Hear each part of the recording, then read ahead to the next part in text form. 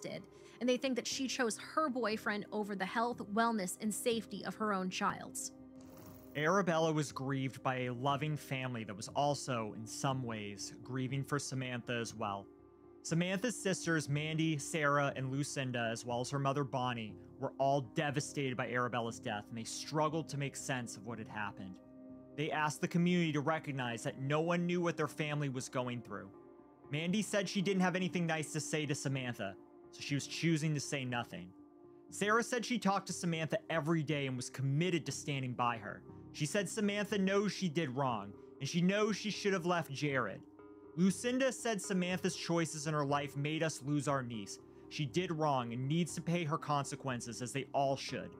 Samantha's mother, Bonnie, said, "Of course I'm going to stand by her. She's my daughter. I know she did wrong, but she's still my daughter." After her death, Arabella's family couldn't come to an agreement about where or how she would be buried. Her dad, still in prison, wanted a traditional burial. Her aunts and grandmother wanted cremation. Her aunt Mandy said there would have been no way Arabella could have had an open casket because of what she had went through.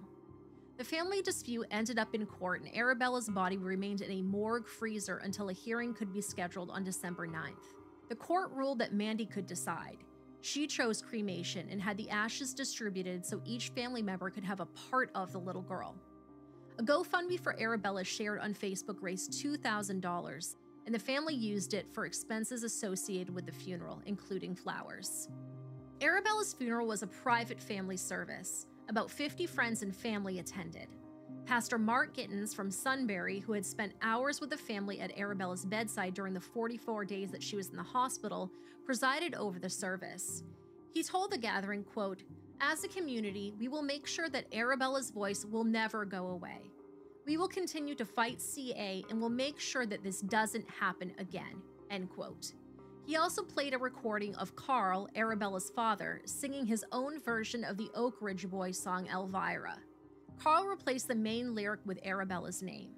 The recording also included video of Arabella in happier times, dancing, singing, and laughing. On the local news station WNEP 16, Mike Stevens is known for the stories he tells about memorable residents of northeastern and central Pennsylvania. When he heard the news reporting about Arabella,